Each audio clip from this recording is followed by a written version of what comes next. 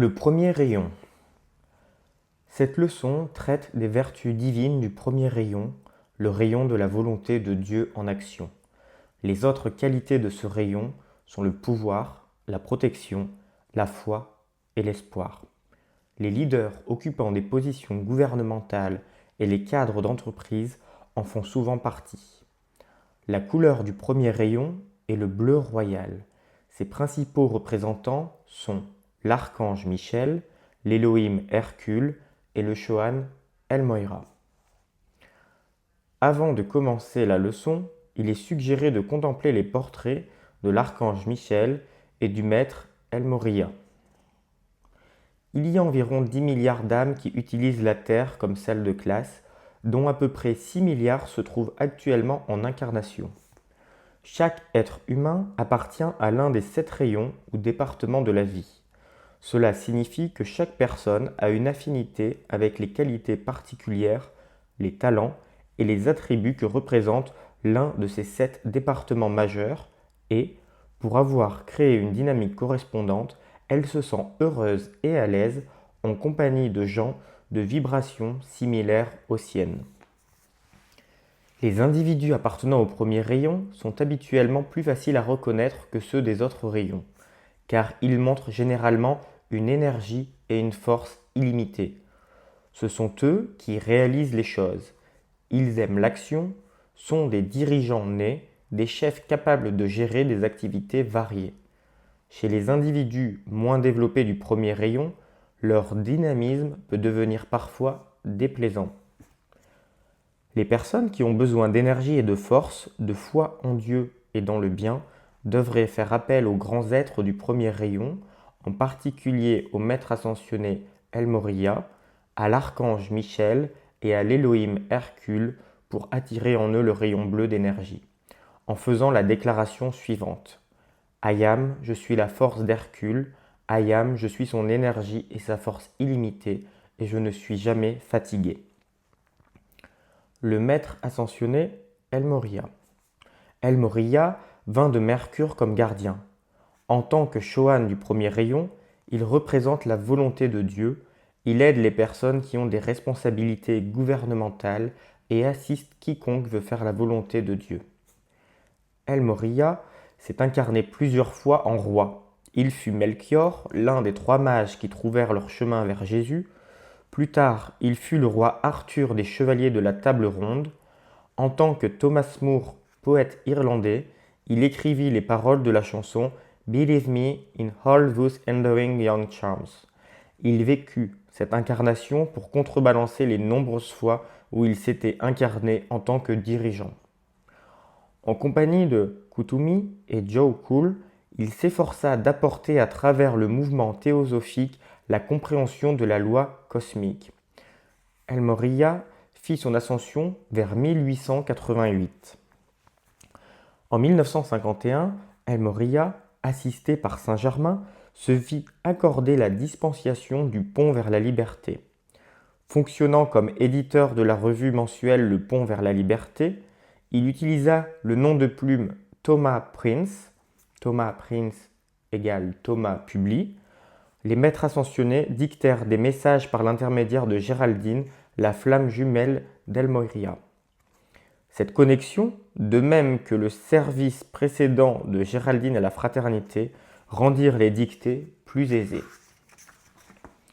Dans un article intitulé La caravane spirituelle, publié dans le livre Le Premier Rayon, El Moria invite les étudiants sincères à le rejoindre dans sa mission spirituelle qui consiste à poser ensemble les fondations d'un nouvel âge d'or permanent.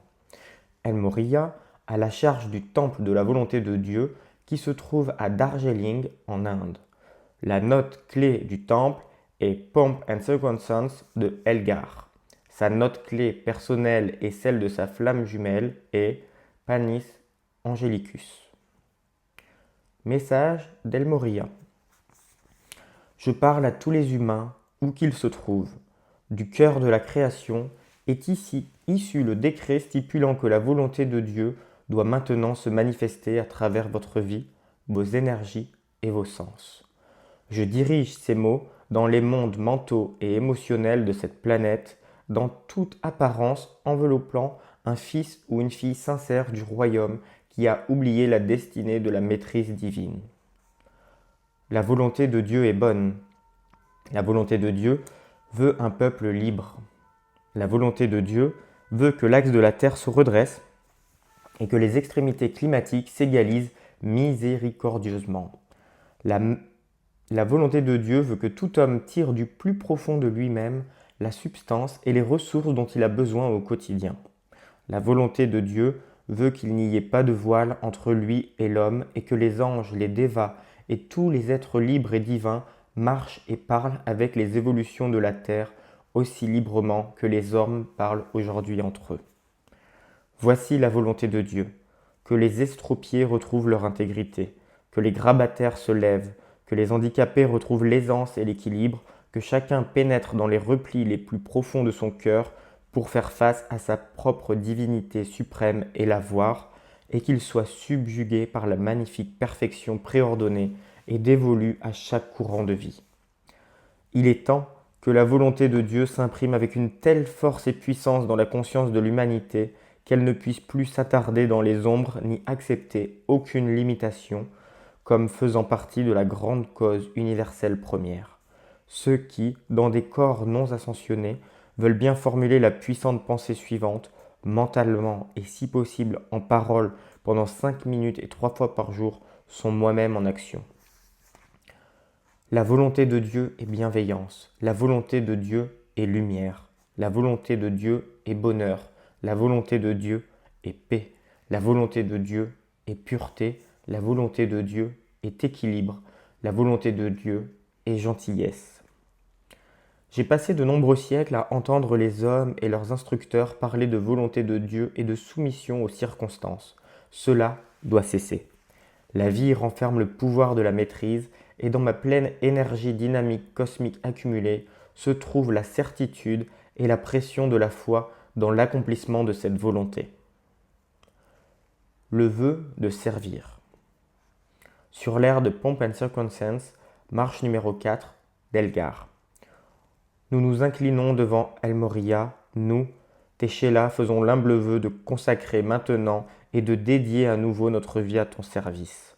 Nous marchons au nom de Dieu, protégés par ta flamme, jusqu'à ce que la terre soit libre. Être béni, utilise-moi. Aide-moi à être le Christ en action, au nom du Dieu I Am. Tu peux me faire confiance, I Am, je suis à la hauteur de la tâche. Je ferai tout en mon pouvoir pour répondre à ton appel. Tout simplement, demande.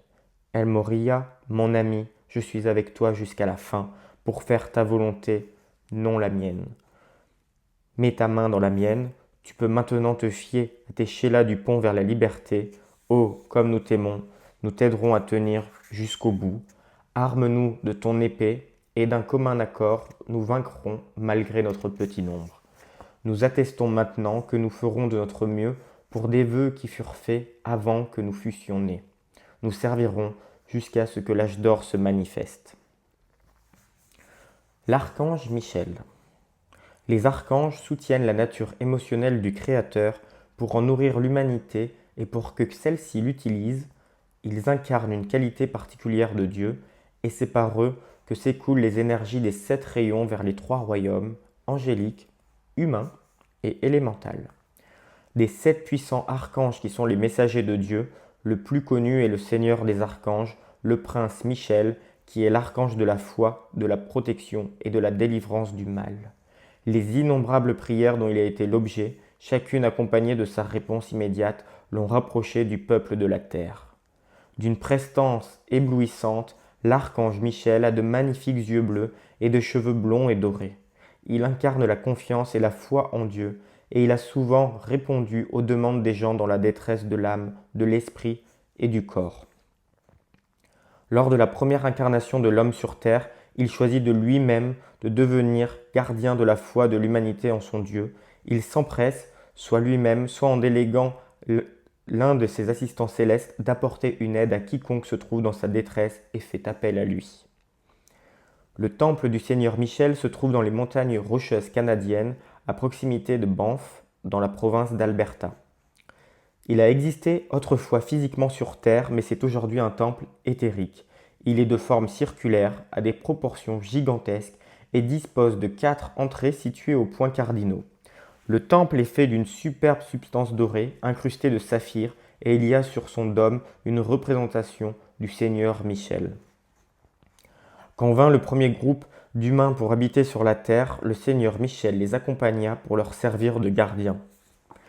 Les saints innocents s'incarnèrent dans le voisinage des montagnes du Téton, qui sont aujourd'hui dans le Wyoming, USA. Beaucoup de siècles plus tard, après l'arrivée depuis d'autres planètes des attardés qui apportèrent avec eux les ombres de la discorde, l'archange Michel et son armée angélique se retirèrent de plus en plus dans le temple de la foi. À partir de ce foyer, lui et ses légions continuèrent à garder, à protéger et à servir l'humanité. Avant que les gens eussent commencé à produire leur création, il était dans leur nature de se promener et de parler avec l'armée angélique et ses directeurs, de les servir et d'accepter leurs conseils. De toutes les régions du globe, les gens affluaient pour recevoir le rayonnement puissant du grand archange et trouver de nouvelles forces avant de poursuivre leurs services respectifs, remplissant leur âme de sa foi dans l'expression ultime du royaume céleste de Dieu sur terre.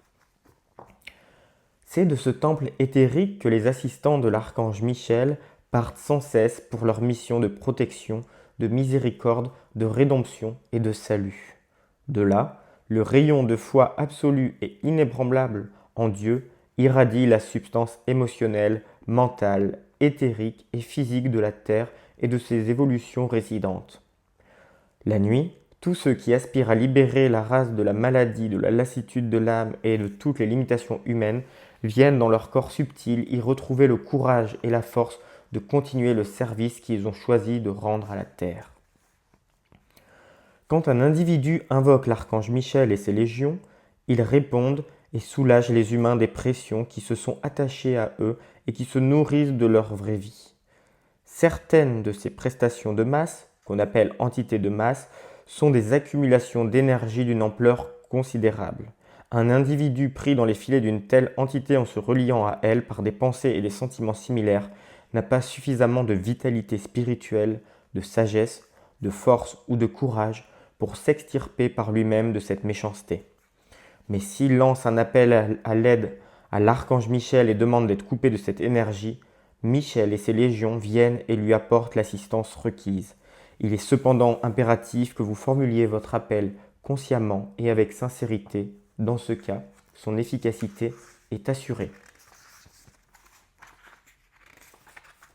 L'archange Michel s'est offert de protéger tous ceux qui s'incarnent sur notre planète, de même que sur les autres planètes de notre système, et cela jusqu'à ce que tous aient fait leur ascension et soient de retour à la maison. Il est connu aussi sous le nom d'archange de la délivrance, parce qu'il libère les courants de vie des créations humaines au moyen de son épée de flamme bleue, quand, accompagnés de leurs pensées et sentiments destructeurs, les attardés vinrent sur terre, il conçut cette épée comme un outil de service qu'il utiliserait à travers les âges. L'archange Michel a travaillé dans l'atmosphère de la terre depuis le commencement de la chute de l'homme, la nettoyant des créations humaines destructives qu'on appelle également la substance psychique. Depuis 1939, il a servi tous les jours dans cette fonction, 20 heures sur 24, jusque dans les années 50. À cette date, il a accru son temps de travail de 20 à 22 heures par jour. Quand il entre dans le royaume psychique, il revêt son casque et son armure complète pour affronter les forces destructives. Il restera jusqu'à ce que la terre en soit entièrement libérée. L'archange Michel, partie 2. L'archange Michel vint le 15 novembre 1938 pour la première fois depuis qu'il exerça son ministère en France par l'intermédiaire de Jeanne d'Arc. Cette nuit-là, il commença son service en faveur de l'Amérique. Il remit également entre les mains des étudiants la maîtrise de l'épée de flamme bleue et de son bouclier de protection. L'archange Michel utilise la police montée canadienne en tant que foyer dans le monde externe. Il dispose d'un centre similaire dans le sud de l'Allemagne. Les individus qui passent par le changement appelé mort portent en eux toutes les tendances et les habitudes d'imperfection de pensée et de sentiment. Vos appels au Seigneur Michel en leur faveur les sépareront, une fois passés de l'autre côté, de ces imperfections et leur permettront d'accéder à une classe supérieure pour leur éducation. Il vous sera extrêmement utile de vous tourner le soir avant de vous endormir vers le temple de la foi et de la protection. Demandez au Seigneur Michel de vous couper des causes et des noyaux de vos diverses limitations et souffrances, de même que de tout ce qui vous attache. Cela permettra au pouvoir de la lumière d'entrer plus rapidement dans votre monde et de vous apporter la perfection que souhaite votre cœur. Habituellement, l'archange Michel est vêtu de bleu et d'or. Son schéma électronique est une tête de chérubin ailé.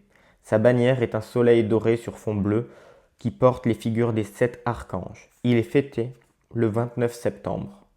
La note clé de la retraite de l'archange Michel est contenue dans la mélodie du chœur des soldats, Faust, de Gounod. Dans le livre Les 7 archanges, avant le discours de chaque archange, les étudiants entendirent parler d'une mélodie particulière. À plusieurs reprises, cette mélodie fut identifiée dans le pont vers la liberté comme étant la note clé de l'archange Michel. On peut en déduire que très probablement, la mélodie Holy, Holy, Holy par J.B. Dykes contient la note clé personnelle de l'archange Michel. Le complément divin de l'archange Michel est l'archaï foi. Aux 7 archanges, sur l'air de Saint, Saint, Saint de J.B. Dykes. Michel, Michel, Michel, prince des archanges, de tous les cœurs reconnaissants montent des chants de louanges. Tous sur terre t'adorent à cause de ta présence céleste, Dieu du soleil avec tout ce que cela implique. Michel, Michel, Michel, puissent tous les anges gardiens des légions célestes se présenter à la vue de tous. Purifie, illumine, manifeste la gloire parfaite de la lumière que chacun peut revêtir. Jophiel et Chamuel, Gabriel et Raphaël, Uriel et Zadkiel et les puissants légions de lumière.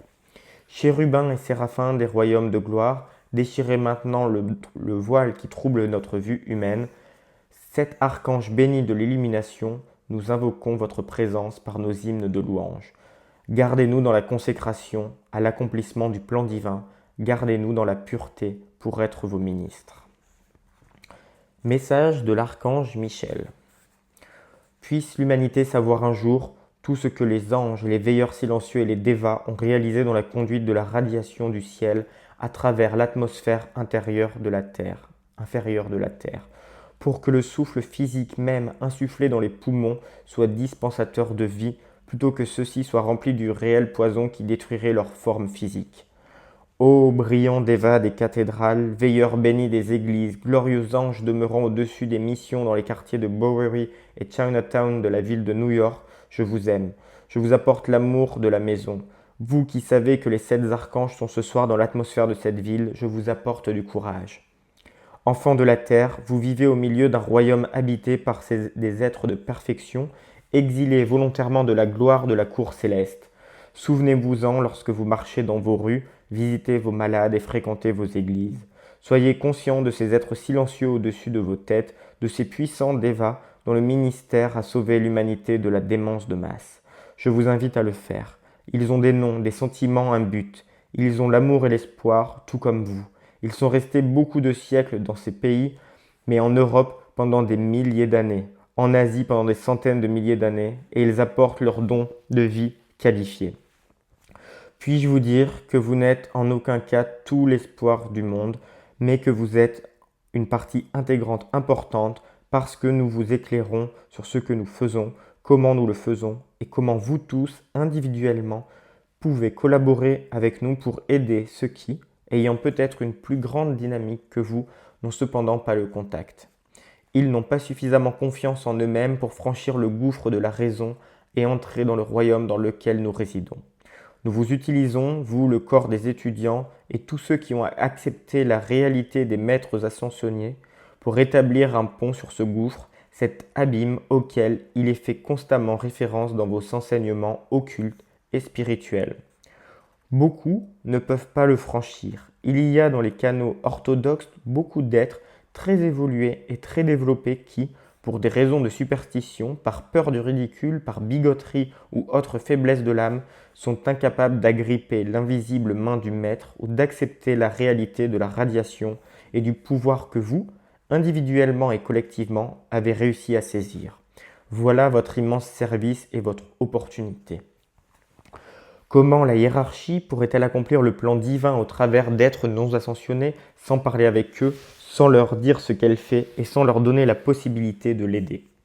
Comment une hiérarchie sacrée, figée sur un socle de marbre, privée pendant des siècles de l'usage de l'intelligence et de la parole, pourrait-elle agir autrement que par la radiation ? Vous êtes ceux à qui nous avons confié nos plans et nos espoirs. Ceux d'entre nous qui ont parcouru les chemins de la terre vous ont confié leurs petites expériences personnelles et la matière dont ils ont atteint leur victoire. En partageant avec vous le fait que nous sommes des hommes et des femmes comme vous, nous nous sommes efforcés de vous faire constater notre réalité et notre accessibilité. Vous ne seriez pas ici si vous n'aviez pas accepté la possibilité que nous existons. Parmi vous, tous ne l'acceptent pas pleinement, mais bon nombre le font. Je vous suis reconnaissant pour chaque occasion que vous donnez à tout membre de notre sincère fraternité de vous atteindre à travers le voile. Que Dieu vous bénisse pour cela. Hercule, Elohim du premier rayon. L'Elohim Hercule et son divin complément, la bien-aimée Amazone, furent les premiers à accepter l'opportunité d'aider les parents divins de ce système, les bien-aimés Hélios et Vesta, à créer la planète Terre à partir de l'essence de vie première. Quand ils répondirent à l'appel des bien-aimés Hélios et Vesta, ces deux grands êtres, considérant le dessein divin, dirent « Nous voulons aider à la création de la Terre afin qu'elle soit le foyer planétaire de générations encore à naître du cœur de Dieu.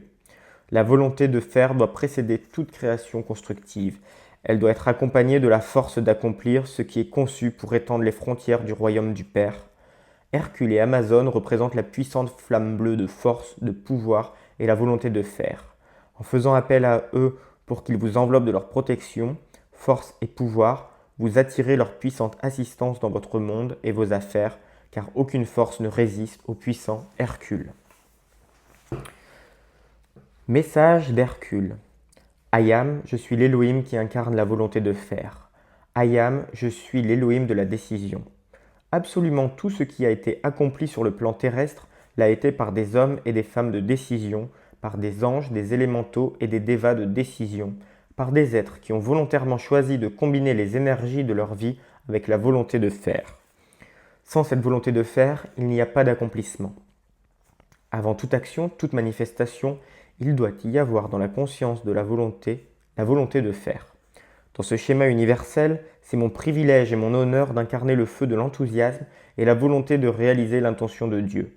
C'est ma joie, mon privilège et mon honneur de vous apporter la pression de mon amour et la flamme de mon cœur pour étendre sur vos fronts ma présence, ma conscience et la volonté de faire ce que Dieu veut. Êtes-vous satisfait de ce que vous êtes, de ce que vous manifestez aujourd'hui ? Vous satisferez-vous d'un demi-pain alors que vous pouvez avoir une miche entière ? Vous contenterez-vous de vivre dans la limitation et dans des corps décatis ? Ce que vous voulez, vous le manifestez. Les 7 étapes de la précipitation. 1. Le désir, la décision et la volonté de faire précèdent toute manifestation. Avant toute activité, vous désirez d'abord et prenez ensuite la décision d'utiliser votre vie à vous efforcer d'extérioriser un dessein ou un plan. 2. Ensuite, le puissant Elohim Cassiopée apporte le don de perception, l'illumination, la capacité de connaître l'idée à saisir, à méditer et la faculté d'attirer les voies et les moyens par lesquels vous pourrez l'abaisser le plus rapidement et de la manière la plus satisfaisante dans la forme. 3. Après que vous ayez perçu, nous arrivons au service du puissant Elohim Orion et de l'amour divin, le pouvoir de cohésion qui attire l'informé dans la forme. C'est le pouvoir qui attire la vie première dans le schéma ou dans l'idée contenue dans l'esprit et l'y maintient aussi longtemps que cela est voulu. 4. Alors vient l'activité du puissant Elohim de pureté, le bien-aimé clair.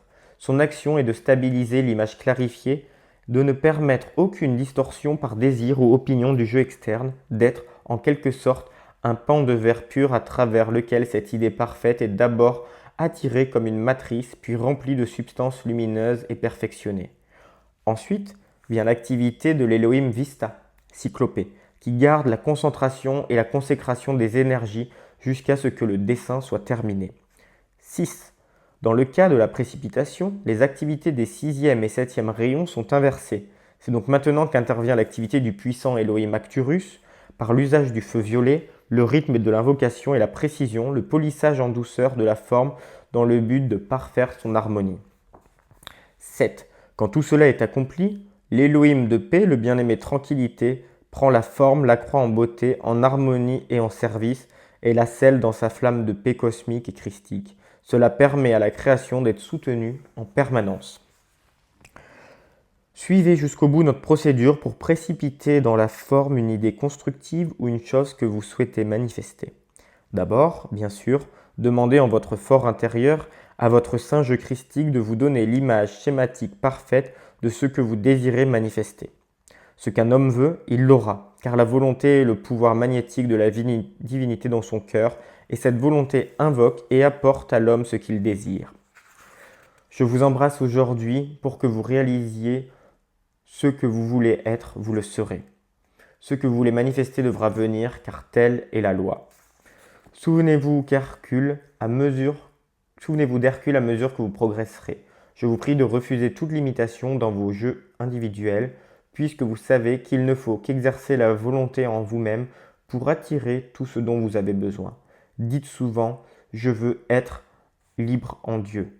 Au nom et par le pouvoir d'Hercule, je veux être un maître divin, je veux être Dieu incarné, et vous serez moi-même en action. Décret de groupe. Puissante présence Ayam, bien-aimé Archange Michel, bien-aimé Elohim Hercule, bien-aimé Maître ascensionné El Moria, coupez-nous de toute création humaine, qu'elle soit en nous, autour de nous, ou dirigée contre la cause de la liberté de Saint-Germain ou contre ses étudiants. Nous vous demandons votre assistance pour libérer toute parcelle de vie en ce lieu, dans cette province, cette nation et sur toute la planète, des forces négatives, et nous vous demandons d'insuffler dans toute vie votre foi dans la bonté de Dieu et de l'aider à faire l'effort conscient nécessaire pour accomplir son plan divin. Je fais le vœu d'être un instrument de la volonté de Dieu en action. Visualisation. Sur une musique douce, adaptée à la circonstance, reposez votre attention sur les anges cérémoniels et sur les anges de la protection qui vous ont aidé dans cette leçon et sur l'archange Michel, Elohim Hercule et le maître ascensionné El Moria. Adressez-leur votre amour et votre reconnaissance pour leur service. Sentez-vous entouré d'une colonne de la flamme bleue de volonté divine. Étendez cette flamme jusqu'à recouvrir votre ville, votre province, votre nation et le globe entier. Merci.